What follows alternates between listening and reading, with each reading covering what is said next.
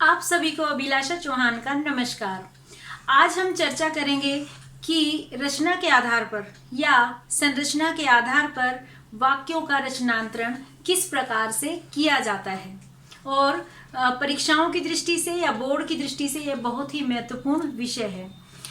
इससे पहले आपने रचना के आधार पर वाक्य के भेद वीडियो देखी होगी और उसमें समझ लिया होगा कि रचना के आधार पर वाक्य के 3 भेद होते हैं: सरल वाक्य, संयुक्त वाक्य और मिश्र वाक्य। मिश्र वाक्य के फिर से आगे 3 उपभेद होते हैं: संज्ञा उपवाक्य, विशेषण उपवाक्य और क्रिया विशेषण उपवाक्य। अब हम ये जो संरचना के आधार पर मुख्य 3 भेद हैं, सरल, संयुक्त और मिश्र, इनका आपस में किस तरह से रचनांतरण किया जाता है, इस पर चर्चा करेंगे। इससे पहले कि हम उदाहरण के माध्यम से इसे समझें, यह रचनांतरण होता क्या है, आइए इसको समझ लेते हैं। रचनांतरण का अर्थ है कि वाक्य के एक प्रकार का दूसरे प्रकार में परिवर्तन कर देना या एक प्रकार के वाक्य को दूसरे प्रकार में बदल देना।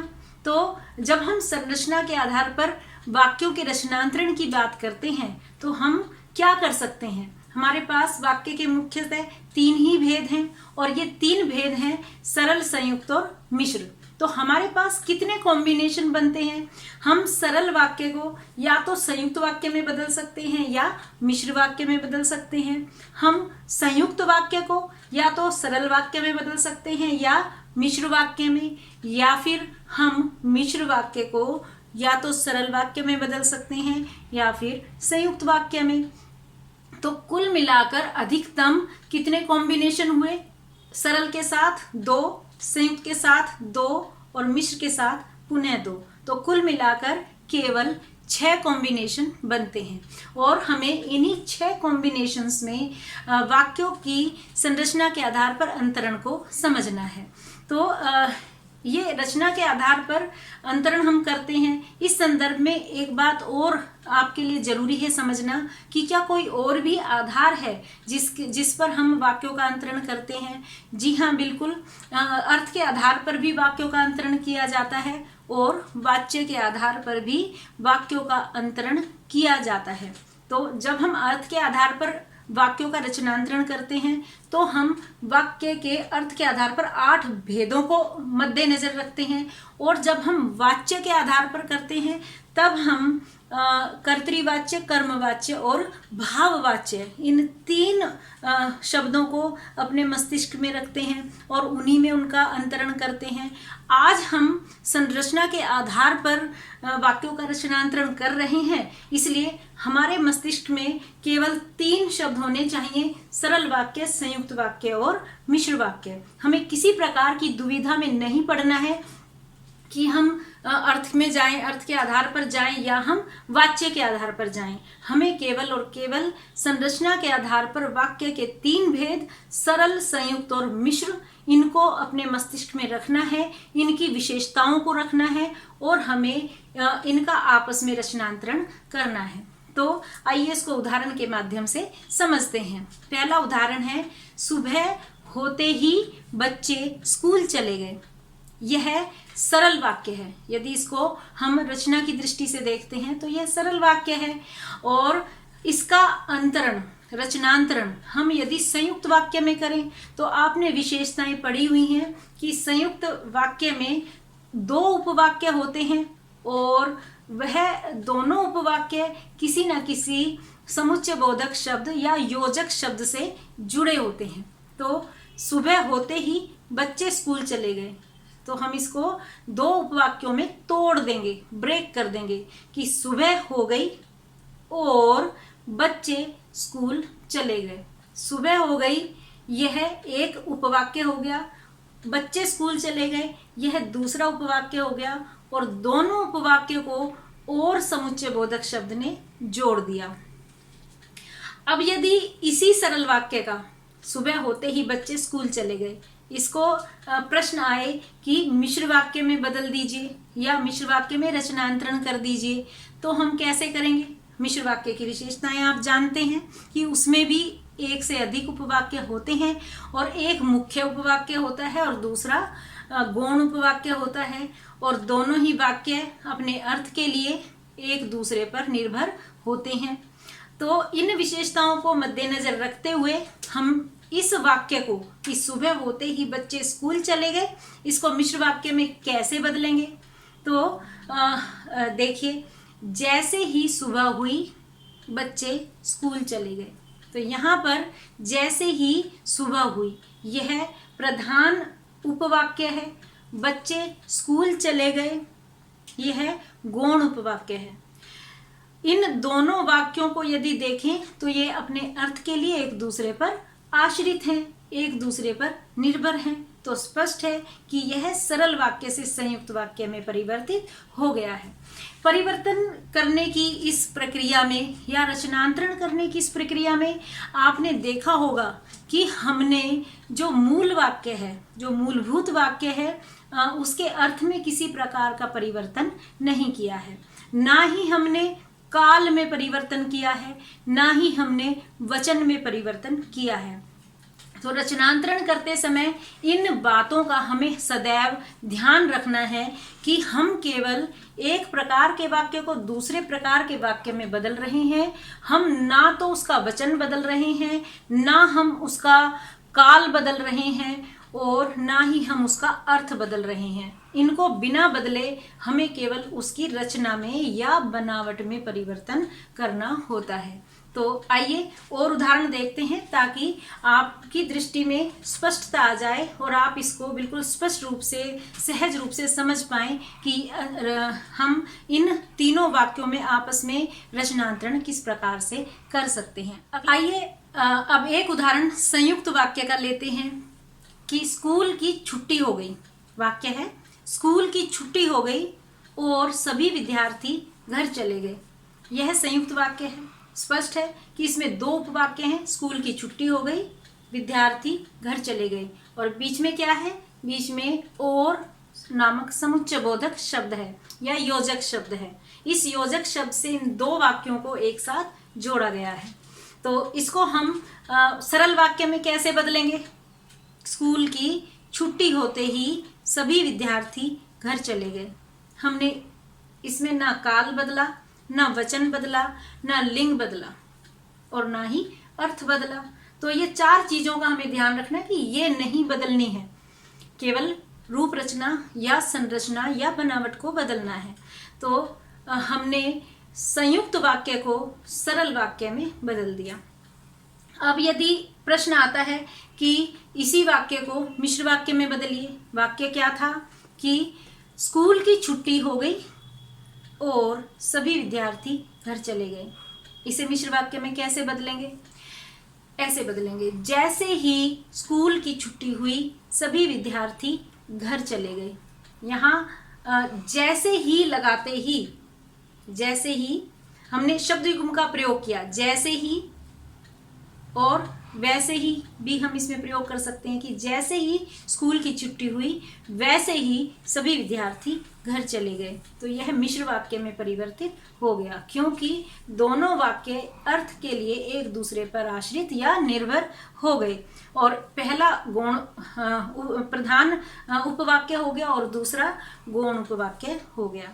आइए अब एक उदाहरण मिश्र वाक्य का समझते हैं कि किस तरह से हम मिश्र वाक्य को सरल वाक्य में या संयुक्त वाक्य में बदल सकते हैं। उदाहरण देखिए, जो विद्यार्थी परिश्रमी होते हैं वे अवश्य सफल होते हैं। जो विद्यार्थी परिश्रमी होते हैं वे अवश्य सफल होते हैं। यह मिश्र वाक्य है। अब यदि इसे सरल वाक्य में बदलना हो तो कैसे बदलेंगे। परिश्रमी विद्यार्थी अवश्य सफल होते हैं, अर्थात जो विद्यार्थी परिश्रमी होते हैं उसको हमने विद्यार्थी का विशेषण या कर्ता का विस्तार बना दिया। तो परिश्रमी विद्यार्थी अवश्य सफल होते हैं। यह रचना की दृष्टि से सरल वाक्य है। सरल वाक्य वाली वीडियो में आपने कर्ता और कर्ता के विस्तार वाले उदाहरणों को समझा था और आपको ज्ञात है कि कर्ता का विस्तार चाहे कितना भी हो, यदि मुख्य क्रिया एक है तो वह सरल वाक्य होता है। तो यहाँ पर परिश्रमी विद्यार्थी यह कर्ता और कर्ता का विस्तार है और अवश्य सफल होते हैं, मुख्य क्रिया केवल एक ही है। अब यदि इसी वाक्य को संयुक्त वाक्य में बदलना हो तो कैसे बदलेंगे? विद्यार्थी परिश्रमी होते हैं तो अवश्य सफल होते हैं। अब यहाँ पर दो उपवाक्यों में इस वाक्य को तोड़ दिया गया है, बदल दिया गया है, परंतु अब इसमें तो समुच्चय बोधक शब्द का प्रयोग किया गया है और ये दोनों उपवाक्य अर्थ की दृष्टि से स्वतंत्र हो गए हैं। इसलिए रचना की दृष्टि से देखा जाए तो अब यह संयुक्त वाक्य की श्रेणी में आता है। तो इस तरह से हमने मिश्र वाक्य को सरल वाक्य में भी बदला और हमने संयुक्त वाक्य में भी बदल के देखा। आइए कुछ और उदाहरण देखते हैं। और इन उदाहरणों में मैंने एक बात का विशेष ध्यान रखा है कि मैंने उन वाक्यों को लेने का प्रयास किया है जो पिछले वर्षों में बोर्ड परीक्षाओं में आते रहे हैं। तो उनमें से एक वाक्य है कि पीली साड़ी वाली लड़की मेरी बहन है। संरचना की दृष्टि से यह सरल वाक्य है यदि आपने पहचान लिया हो तो। और यदि इसको हम संयुक्त वाक्य में बदलें तो कैसे बदलेंगे? तो पहली बात, हमें इसे दो वाक्यों में तोड़ना होगा। पीली साड़ी वाली लड़की मेरी बहन है, तो इसे पहले वाक्य में तोड़ेंगे, उसने पीली साड़ी पहन रखी है, और दूसरा वाक्य हो जाएगा वह मेरी बहन है। और बीच में क्या लगाना है? बीच में हमें समुच्चय बोधक शब्द लगाना है। तो वह शब्द है और, तो उसने पीली साड़ी पहन रखी है और वह मेरी बहन है। तो ये हो गया संयुक्त वाक्य। अब यदि इसी वाक्य को हमें मिश्र वाक्य में बदलना हो तो कैसे बदलेंगे? कि जिस लड़की ने पीली साड़ी पहन रखी है वह मेरी बहन है। तो यहाँ हमने शब्द युग्मों का प्रयोग किया, जिस और वह, ये शब्द युग्म है। और दो उपवाक्य हो गए, जिस लड़की ने पीली साड़ी पहन रखी है वह मेरी बहन है। तो दोनों उपवाक्य अर्थ की दृष्टि से एक दूसरे पर निर्भर हैं, तो जाहिर है कि ये मिश्र वाक्य में परिवर्तित हो गया है। एक और उदाहरण देखिए, मजदूर को अपनी मेहनत का लाभ नहीं मिलता। यह सरल वाक्य है। इसको संयुक्त में कैसे बदलेंगे? मजदूर मेहनत करता है फिर भी उसका लाभ उसको नहीं मिलता। यह संयुक्त वाक्य में बदल गया। अब यदि मिश्र वाक्य में बदलना हो तो, यद्यपि मजदूर मेहनत करता है तथापि उसकी मेहनत का लाभ उसको नहीं मिलता। यह मिश्र वाक्य है। तो संरचना की दृष्टि से आप इसको देखकर ही समझ गए होंगे कि हमने किस तरह से इसकी बनावट में परिवर्तन किया है। अब एक उदाहरण और देखिए, अध्यापिका कक्षा से बाहर गई और सभी बच्चे शोर करने लगे।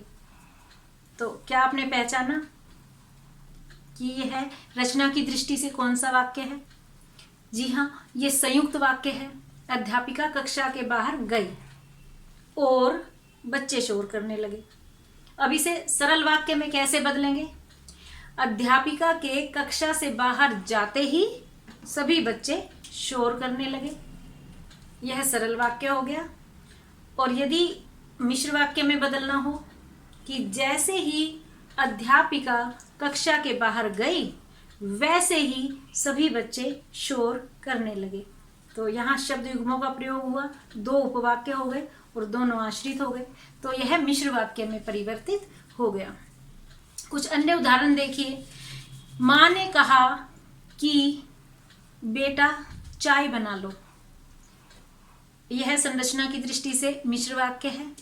यदि इसे सरल वाक्य में बदलना हो तो हम कहेंगे माँ ने बेटे से चाय बनाने को कहा। कितना आसान है। तो हमने केवल बनावट बदल दी वाक्य की और उसकी संरचना में परिवर्तन हो गया।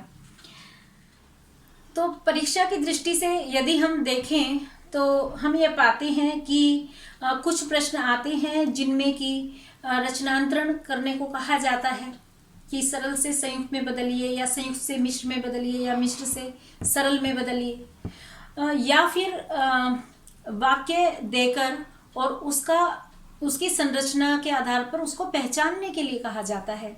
यदि वाक्यों को पहचानने के लिए कहा जाएगा तो आपसे दो तरह के प्रश्न किए जाएंगे कि या तो आप सरल वाक्य पहचानो, संयुक्त पहचानो और मिश्र वाक्य पहचानो, या फिर मिश्र वाक्य के तीन जो उपभेद हैं उनमें से पहचानने के लिए कहा जाएगा। तो सबसे पहले आपको सरल, संयुक्त और मिश्र में पहचान करनी है, और जब वो तीनों की पहचान कर लो तो आपको प्रश्न को देखकर उसके अनुसार उत्तर देना है। तो मैं कुछ प्रश्न बोलती हूँ, उनको आप पहचानने की कोशिश कीजिए। पहला उदाहरण है, सिपाही ने उस युवक को पीटा जिसने जेब काटी थी। तो आपको इस वाक्य का भेद बताना है संरचना के आधार पर। जी हाँ, यह मिश्र वाक्य है। नेताजी भाषण देकर चले गए। आपको पहचानना है कि यह सरल है, संयुक्त है या मिश्र है। जी हाँ, यह सरल वाक्य है। अगला वाक्य है, राम ने कविता लिखी और पुरस्कार प्राप्त किया। यह संयुक्त वाक्य है। आप पहचानते जाइएगा, मैं जैसे ही वाक्य बोलती जाऊं। सरिता बहुत मोटी है और इसलिए चल नहीं पाती। यह संयुक्त वाक्य है। जैसे ही सुजाता पुत्र से मिली वह वैसे ही रोने लगी। यह मिश्र वाक्य है। जो छात्र प्रथम आया है वह मेरा पड़ोसी है। यह मिश्र वाक्य है। मेरे जीवन का उद्देश्य है कि मैं डॉक्टर बनूं। जी हाँ, यह मिश्र वाक्य है। जीवन की कुछ चीजें ऐसी होती हैं जिन्हें हम कोशिश करके पा सकते हैं। यहां आपको बताना है मिश्र वाक्य का उपभेद। जीवन की कुछ चीजें ऐसी होती हैं जिन्हें हम कोशिश करके पा सकते हैं। तो यह मिश्र वाक्य का विशेषण उपभेद है। मेरी माँ चाहती है कि मैं अच्छा इंसान बनूं। आपको बताना है मिश्र वाक्य का उपभेद। जी हाँ, यह क्रिया विशेषण उपवाक्य है। तो अब आप समझ ही गए होंगे कि परीक्षाओं में रचनांतरण के प्रश्न आते हैं या वाक्यों के भेद या उपभेद रचना के आधार पर पहचानने के लिए आते हैं, और इन अभ्यास के द्वारा आप इन दोनों ही कार्यों में सक्षम हो गए होंगे।